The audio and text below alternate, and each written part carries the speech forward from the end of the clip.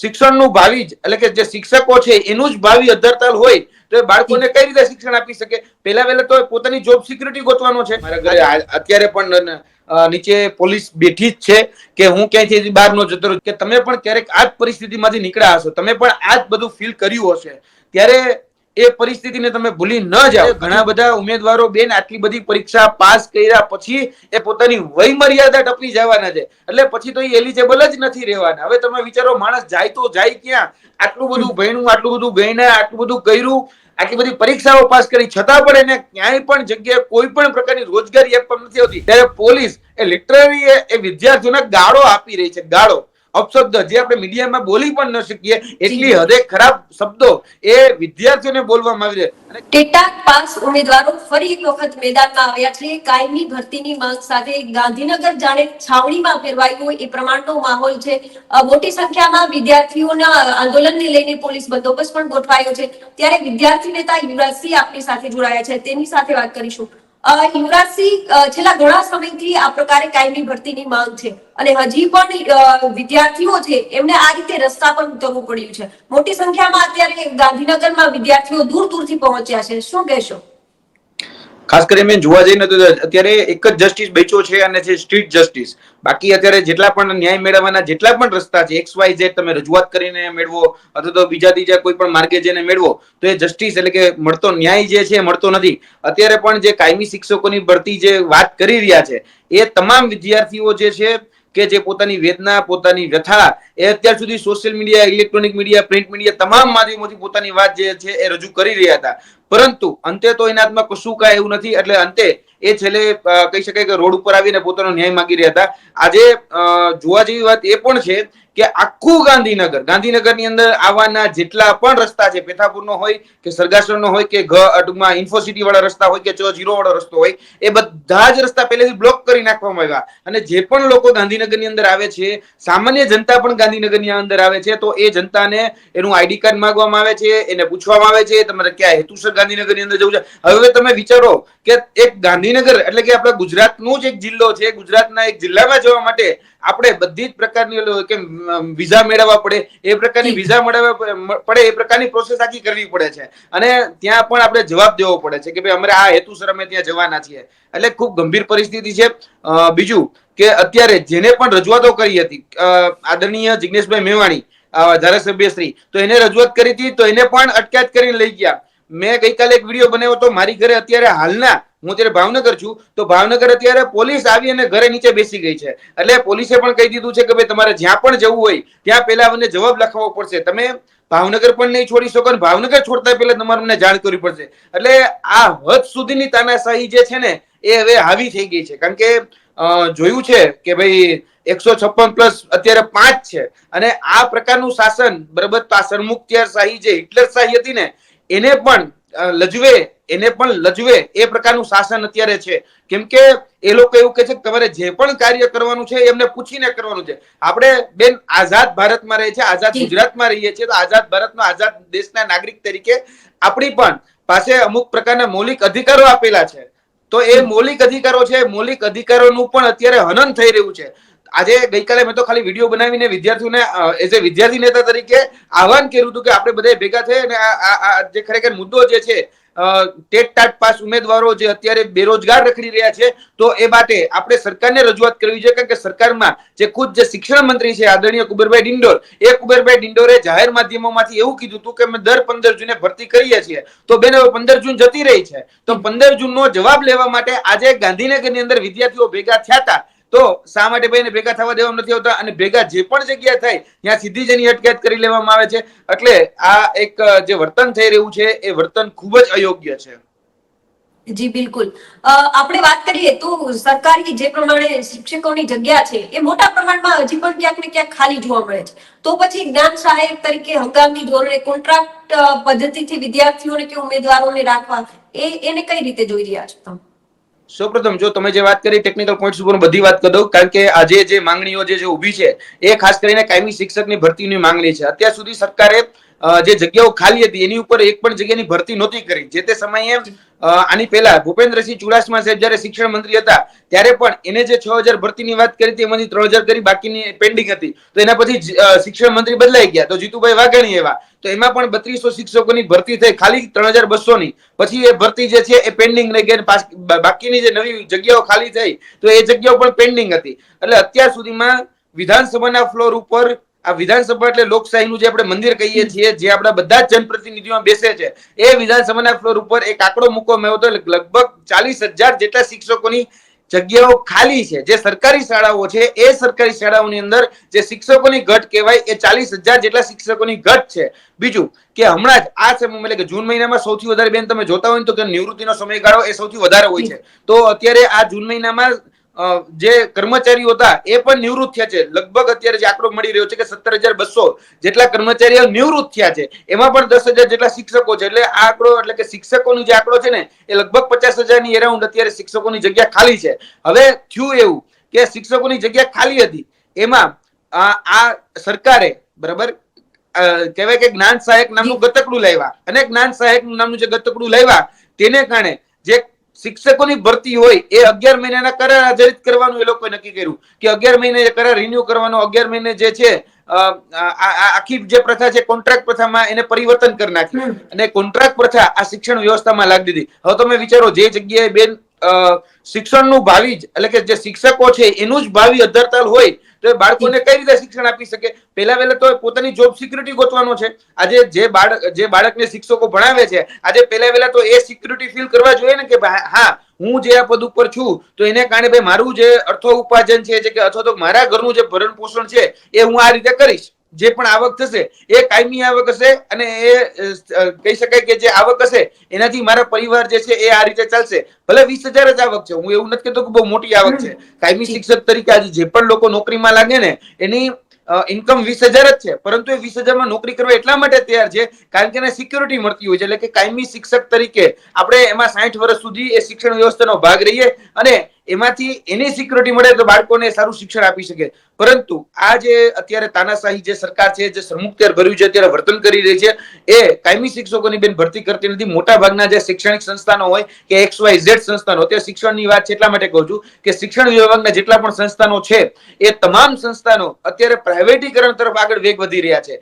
અત્યારે મોટા ભાગના જે તમે જોજો, અત્યારે તમે એક પણ જગ્યાએ તમે અથવા તમારા ધ્યાનમાં છો તો કદાચ ક્યાંય હોય તો બેન જોજો કે એક પણ જગ્યાએ સરકારી શાળાનું ઇનોગ્રેશન થયું હોય અને એની રિબિન કાપવા માટે કોઈ શિક્ષણ મંત્રી પહોંચ્યા હોય એવો મને એક દાખલો જોઈએ છે. એક દાખલો જોઈએ છે કે જેમાં સરકારી શાળાનું આપણે ઇનોગ્રેશન કરતા સરકારી શાળા નવી બનાવતા હોય અને એનું ખાતમુહૂર્ત કરવા માટે બરાબર એ શિક્ષણ મંત્રી ત્યાં પહોંચતા હોય તો એની રિબિન કાપતો એક એવો મારે ફોટો જોઈએ છે કે જેમાં શિક્ષણ મંત્રીએ પોતાની સરકારી શાળા જે છે જે અતિ આધુનિક બનાવી હોય અને તમામ પ્રકારની સુવિધા હોય એવી એક શાળા બનાવે. આદરણીય નરેન્દ્ર મોદી સાહેબ જયારે ગાંધીનગરમાં આવ્યા ને, અમારે હું ગાંધીનગર જ રહું છું તો ગાંધીનગરમાં અડાલજની પાસે બેન એક ડોમ ઉભો કરવામાં આવ્યો અને એની અંદર કહેવામાં આવ્યું કે ભાઈ આ જે શાળા છે ને સ્માર્ટ શાળા બરાબર છે, એ સ્માર્ટ સ્કૂલના નામે ઉભી કરવામાં આવી. હવે નરેન્દ્ર મોદી સાહેબ ગયા પછી એ સ્માર્ટ સ્કૂલ છે પાછું ટૂંકમાં પડીકું વાળી દેવામાં આવ્યું અને બધો જ જે સામાન હતો એ પાછો કચરામાં જતો રહ્યો. તમે વિચારો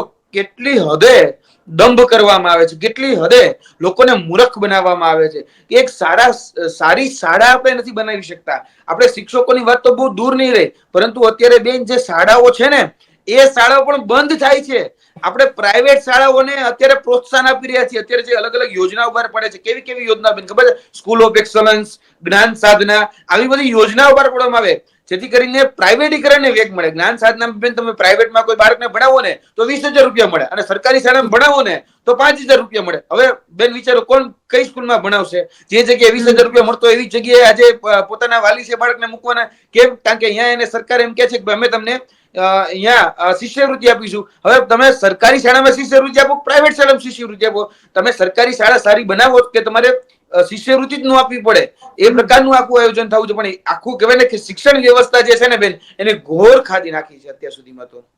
જી બિલકુલ. યુવરાજભાઈ એ પણ વાત કરી છે, અત્યારે ગાંધીનગરમાં વિદ્યાર્થીઓ જે વિરોધ માટે આવ્યા છે એમનું ચેકિંગ થઈ રહ્યું છે. ગાંધી ચિંધ્યા માર્ગે તમે જે રીતે વાત કરી એ રીતે આંદોલન કરી રહ્યા છે, છતાં પણ એની અટકાયત પણ કરવામાં આવી રહી છે. તો તેને લઈને શું કહેશો?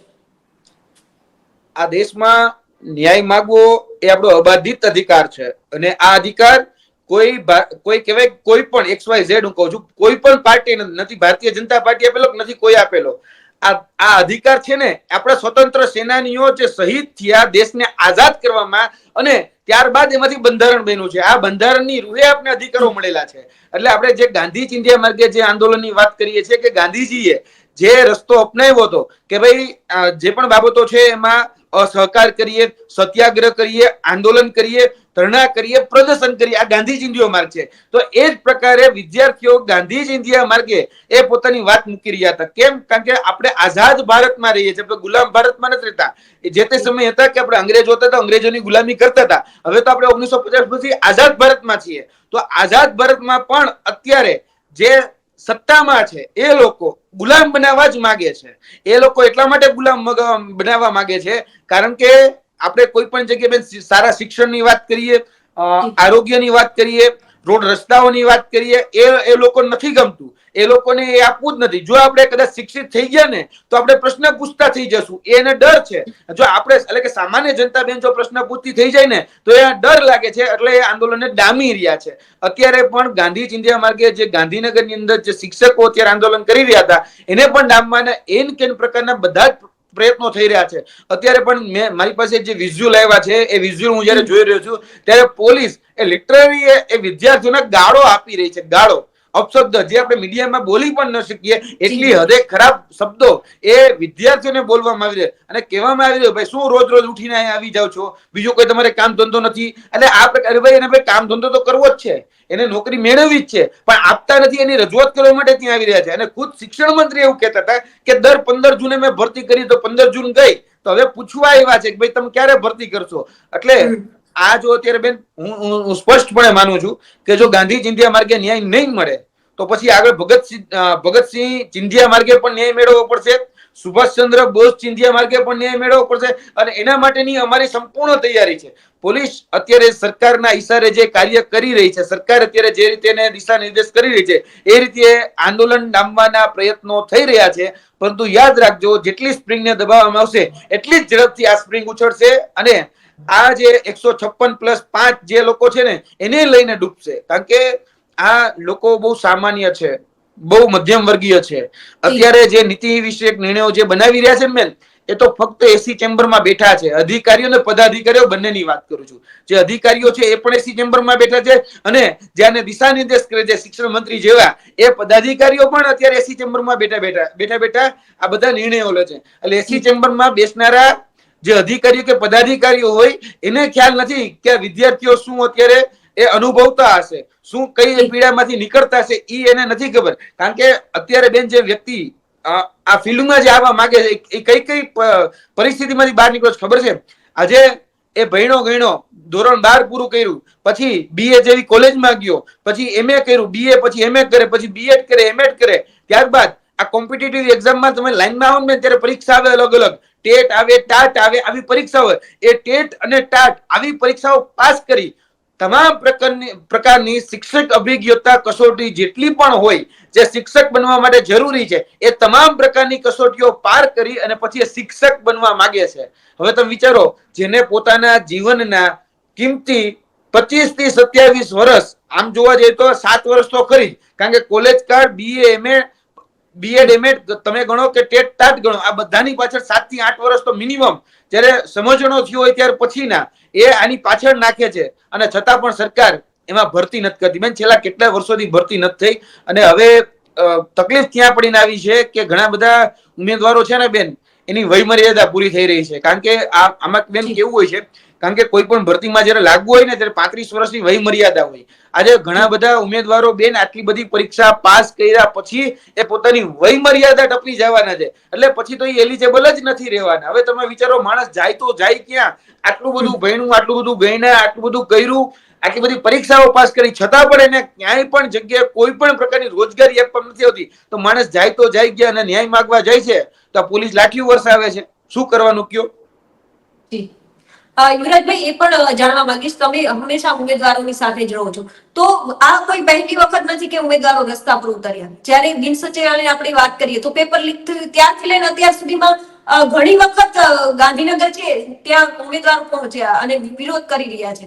તો ક્યાં સુધી આ જ પ્રકારે એક વિદ્યાર્થી જે રીતે આપણે વાત કરી વર્ષો સુધી તૈયારી કરે છે, તો ક્યાંક ને ક્યાંક તેમને પોતાના જ ન્યાય માટે, પોતાની મહેનતના પરિણામ માટે જ આ રીતે રસ્તા પર ઉતરીને વિરોધ કરવાનો.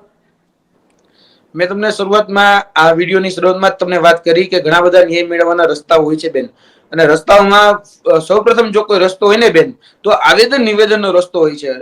એવું નથી કે આવેદન નિવેદન નથી અપાણા. આમાં એટલે કે ટેટ ભરતીમાં પણ 42 આવેદન નિવેદનો અપાણા છે. 42, બરાબર. 42 વખત શિક્ષણ મંત્રીને મળવા જવાનું હોય. કહેવાય છે, કહી શકાય આપણા ચીફ મિનિસ્ટર છે, મુખ્યમંત્રી છે, મૃદુ અને મક્કમ જેને કહી રહ્યા છે, જે એની પોતાની મૃદુતામાંથી બહાર જ નથી આવતા અને દરેક નિર્ણય મૃદુતાથી લે છે, મક્કમતાથી તો કોઈ નિર્ણય લેતા જ નથી. છતાં પણ એને ટેગ લગાડી દેવામાં આવે છે કે આ મક્કમ મુખ્યમંત્રી છે. અરે મક્કમ હોત તો નિર્ણય લીધો હોત ને, પણ નિર્ણય લેતા જ નથી ને. આટલા બધા તમે જો હોનારતો થાય છે, આટલી બધી દુર્ઘટનાઓ થાય છે, રાજકોટ અગ્નિકાંડથી લઈ મોરબીથી લઈ ઘણું બધું થઈ ગયું, પણ મક્કમતાથી એક પણ નિર્ણય નથી લેવાતો. એટલે આ મૃદુ અને મક્કમ જે કહેવામાં આવે છે, અમારે ભાઈ મજબૂત જોઈએ છે, જે નિર્ણય લેવામાં મજબૂત હોય, જેને કોઈની પણ પડી ન હોય, પોતાના અધિકારીઓની પણ ન પડી હોય અને કે પોતાના જે ચાપલુસિયા લોકો છે એની પણ ન પડી, એટલે કે જે પદાધિકારીઓ છે એની પણ ન પડી, ફક્ત જનતાની પડી હોય કે જનતાનું સારું હિત એ કેમાં છે એની પડી હોય ને, તો જ આ બધી બાબતો નિરાકરણ આવે. હવે વાત કરું છું કે તમે જે કીધું એ વાત ઉપર કે અત્યાર સુધી બેન તમામ પ્રકારના XYZ એ બિન સચિવાલય હોય, હેડ ક્લાર્ક હોય, જુનિયર ક્લાર્ક હોય, LRD હોય કે કોઈ પણ ભરતીની વાત હોય, એમાં સ્ટ્રીટ જસ્ટિસ સિવાય ન્યાય નથી મળ્યો. એટલે કે લોકોને રસ્તા ઉપર આવવું પડે છે. સરકારના જે પોલીસ અધિકારીઓ છે એની સાથે ઘર્ષણ થાય છે. મીડિયા વાળા મિત્રો હોય એની પ્રકારે મદદ કરતા રહેતા હોય છે, અને છતાં પણ જ્યાં સુધી બેન ઘર્ષણ ન થતું અથવા તો કોઈ એકાદ વ્યક્તિ ઓછો નથી થઈ જતો, ત્યાં સુધી સરકારને કશું જ સમજાતું નથી. એવું નથી કે આ બધીમાં ઘણા બધા ઉમેદવારોએ ઘણા બધા કહી શકાય કે આશાસ્પદ જે લોકો છે એને પણ પોતાના જીવ ગુમાવ્યા છે. અત્યારે નથી ગુમાવ્યા, પણ ભૂતકાળમાં બે સ્પર્ધાત્મક પરીક્ષાની તૈયારી કરનાર ઘણા બધા લોકોએ દર મહિને 2 થી 3 ખબર તો હું વાંચું જ છું છાપામાં કે એક આશાસ્પદ યુવાને પોતાની સ્પર્ધાત્મક પરીક્ષાની તૈયારી કરતા કરતા પોતાનો જીવ ટૂંકાવ્યો. વર્ષોથી તૈયારી કરી રહ્યો હતો, પરંતુ ભરતીઓની અનિશ્ચિતતાઓને કારણે પોતાનો જીવ ટૂંકાવ્યો. આ પ્રકારની જે વલણ છે ને, એ વલણ ખૂબ ગંભીર છે અને ખૂબ ખતરનાક છે. એટલે ન્યાય મેળવવાના ઘણા બધા રસ્તાઓમાં આવેદન નિવેદનથી રજૂઆતો થાય છે, પણ એ થતું નથી. ત્યાર પછી બેન રજૂઆતોમાં સીધો જ અમારી પાસે કોર્ટ જસ્ટિસ આવે છે, જ્યુડિશિયલ જસ્ટિસ જેને આપણે કહીએ છીએ. એટલે કોર્ટના માર્ગે પણ અમે જઈએ છીએ, પણ કોર્ટના માર્ગે થઈ છે એવું બેન કે સરકારી જે લોકો હોય છે ને એ બહુ ચાલાક હોય છે, અને આ જે ભરતી પ્રક્રિયા હોય ને એને કેમ ખેંચી જાવી, કોર્ટમાં કેમ સમય કાઢવો ને બધું જાણતા હોય છે. એટલે કોર્ટમાં છે ને એનો સમય બહુ નીકળી જતો છે. ઉમેદવાર હોય એના નાણાં અને ઉમેદવાર હોય એનો સમય, એ બંને વ્યય થતો હોય છે. નાણાં અને સમય વ્યય થાય ઉમેદવારનો, અને એમાં પછી કોઈ પણ બાબતોમાં આવે જ્યારે સરકારને પૂછવા જે શિક્ષણ મંત્રી હોય કે કોઈ પણ ભરતી બોર્ડના અધ્યક્ષ હોય, જ્યારે એને વાત કરવા માટે બેન જઈએ ને ત્યારે શું કે ખબર છે કે આ મેટર અંડર જ્યુડિશિયલ છે. એટલે કે ભાઈ આમાં અત્યારે અમે કોઈ પ્રકારના પગલા ન લઈ શકીએ, કારણ કે આ પ્રક્રિયા જે છે ન્યાયિક બની ગઈ છે. ન્યાયિકમાં જે પણ નિર્ણય આવશે એ નિર્ણયને અમે સ્વીકારીને આગળ ચાલીશું. ત્યાં સુધી બેન કે જ્યાં સુધી એ લોકો પોતાનું એફિડેવિટ પણ રજૂ નથી કરતા, ઘણી બધી વખત એ વિસંગતતાઓ ઊભી થતી હોય કે ભરતી બોર્ડના XYZ નિર્ણયો લઈને કે પછી રિક્રુટમેન્ટ રૂલ્સને લઈને, તો એમાં પણ એ પોતાનું એફિડેવિટ આપવામાં કે પોતાનું સોગંદનામું આપવામાં એ વર્ષોના વર્ષો કાઢી નાખે છે. ત્યાં જે ઉમેદવાર હોય એની ઉંમર પૂરી થઈ જતી હોય છે. એટલે ના છૂટકે શબ્દ વાપરું છું, ના છૂટકે ઉમેદવારને રોડ ઉપર આવી અને પોતાનો ન્યાય માંગવો પડે છે, જેથી કરીને એની ઉંમર ન જતી રહે. અત્યારે પણ જે ઉમેદવારો ગાંધીનગર ખાતે ઉભા આવ્યા છે, તો લગભગ હું માનું છું 1000 કરતા વધારે ઉમેદવારો છે તે, અને 1000 કરતા જ્યારે વધારે ઉમેદવારો જ્યારે રોડ ઉપર આવી અને પોતાની માંગણી રાખે છે, ત્યારે કાં તો કેમ પ્રકારે પોલીસ એનો અવાજ દબાવે છે, કાં સત્તા પક્ષના જે તંત્ર વ્યવસ્થા અલગ અલગ છે એનો અવાજ દબાવે છે. આજે શિક્ષણ મંત્રીને મળવા માંગી રહ્યા હતા, તો શિક્ષણ મંત્રીને એ મળતા પણ નથી, શિક્ષણ સચિવ એને મળતા. જી બિલકુલ. તો આગામી સમયમાં યુવરાજસિંહ હવે કેવા પગલા લેવામાં આવશે ન્યાયને લઈને? ટેટ ઉમેદવારો જે છે એ કાયમી ભરતીની માંગ લઈને આગામી સમયમાં હવે શું કઈ કરશે? આગામી સમયમાં આજ રસ્તો જે યથાવત રહેશે. ભલે અત્યારે કદાચ માનું છું કે સરકારે પોલીસ તંત્ર એને ડિટેન કરી દીધા હોય, અત્યારે એને ધાક ધમકી આપવામાં આવી છે કે બીજી વખત જો તમે ગાંધીનગરની અંદર પ્રવેશ કર્યો તો તમારી અંદર ગુના દાખલ કરી દેવામાં આવશે, તમને હેરાન કરવામાં આવશે, પરેશાન કરવામાં આવશે. મારા ઘરે હોય તો મારા ઘરે અત્યારે પણ નીચે પોલીસ બેઠી જ છે કે હું ક્યાંયથી બહાર નો જતો રહું. જિગ્નેશભાઈ મેવાણી છે તો જિગ્નેશભાઈ મેવાણીને પોલીસ ડિટેન કરી અને એ પોલીસ સ્ટેશન સુધી લઈ જાય છે. એક ધારાસભ્ય રજૂઆત કરવા જાય, ધારાસભ્યની રજૂઆત ન સાંભળતા હોય તો સામાન્ય વ્યક્તિ અત્યારે રજૂઆત કરવા કેટલી કઠણ પરિસ્થિતિ અનુભવતો હશે તમે સમજી શકો છો. છતાં પણ કહું છું કે વિદ્યાર્થીઓના પક્ષે આવનાર દિવસોની અંદર અમે ફરીથી ગાંધીનગરની અંદર જ આવીશું. એ પછી અમારે રોડ રોકો આંદોલન કરવું પડે કે પછી અમારા સચિવાલયનો ઘેરાવો કરવો પડે કે પછી શિક્ષણ મંત્રીના ઘરનો ઘેરાવો કરવો પડે. હવે એની પણ અમારી તૈયારી છે. અત્યાર સુધી અમે ગાંધીજીના માર્ગે આવતા હતા, ગાંધીજીના માર્ગે પોતાની વાત રજૂ કરવા માંગતા હતા.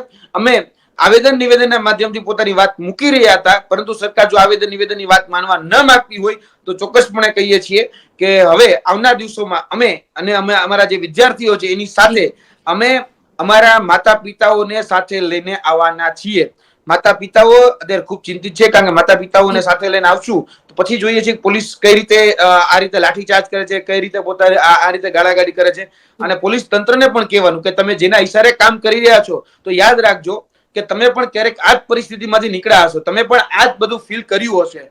ત્યારે એ પરિસ્થિતિને તમે ભૂલી ન જાઓ. અત્યારે આ લોકો જે ઉમેદવારો અત્યારે પોતાની માંગણીને પોતાની લાગણી જે રજૂ કરવા આવી રહ્યા છે ને, એ પણ ભૂતકાળમાં તમારી જેમ એક વિદ્યાર્થી જ હતા. તમે જેમ વિદ્યાર્થીઓ હતા એ રીતે અત્યારે વિદ્યાર્થીઓ છે એ યાદ રાખવું જોઈએ. અને પોલીસ જે આ રીતે દમનગીરી કરી રહી છે તો એને પણ કહેવાનું કે આ લાઠી અને આ દંડા રાજ એ હવે નહીં ચલાવી લઈએ. આવનાર દિવસોમાં બેન ચોક્કસપણે કહીએ છીએ કે વિધાનસભા હોય, કદાચ કહી શકાય શિક્ષણ મંત્રીનું ઘર હોય કે કોઈ પણ જગ્યા હોય, એ અમારે ઘેરાવો કરવો પડશે તો અમે ઘેરાવો કરીશું.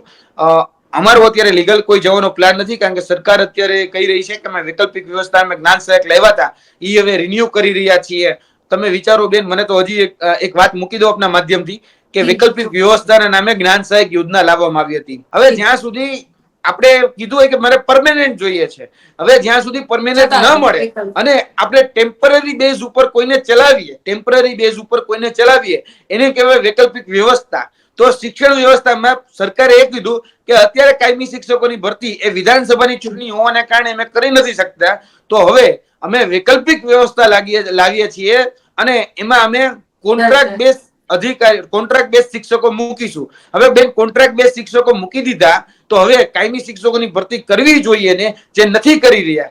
એટલે આ દોગલી નીતિ છે. આ કહેવાય ને ડબલ ઢોલકી વાળું જે શાસન છે, જે શિક્ષણ મંત્રી એ ડબલ ઢોલકી વગાડી રહ્યા છે કે શિક્ષણ મંત્રી એક તરફી એમ કે છે કે વૈકલ્પિક વ્યવસ્થા છે, પરંતુ ધીરે ધીરે આ જ વૈકલ્પિક વ્યવસ્થાને કાયમી કરી રહ્યા છે. એટલે આ વૈકલ્પિક વ્યવસ્થાને કાયમી કરવાનું ષડયંત્ર, કાયમી કરવાનું કાવતરું એ અત્યારે શિક્ષણ મંત્રી કરી રહ્યા છે. અને એન કેન પ્રકારે જે પણ લોકો અવાજ ઉઠાવે એનો અવાજ દબાવવાનો પ્રયત્ન એ શિક્ષણ મંત્રી કરી રહ્યા છે, જેથી કરીને શિક્ષણ મંત્રીના વાલા દવલા હોય, પોતાના મળતિયાઓ હોય, પોતાના કાર્યકર્તાઓ હોય, કારણ કે એ ભારતીય જનતા પાર્ટીના છે એટલે પોતાના કાર્યકર્તા હોય, એની પ્રાઇવેટ શાળાઓ ચાલે, પ્રાઇવેટ શાળાઓ ધમધોકાર ચાલે અને એમાંથી ક્યાંક ને ક્યાંક નાનો મોટો કટકીનો ભાગ જે તે લોકો સુધી પહોંચે, એ જ એનું કાવતરું છે. એટલે સરકારી શાળાઓ બંધ થાય ને તો જ બધા પ્રાઇવેટ શાળામાં જવાના ને.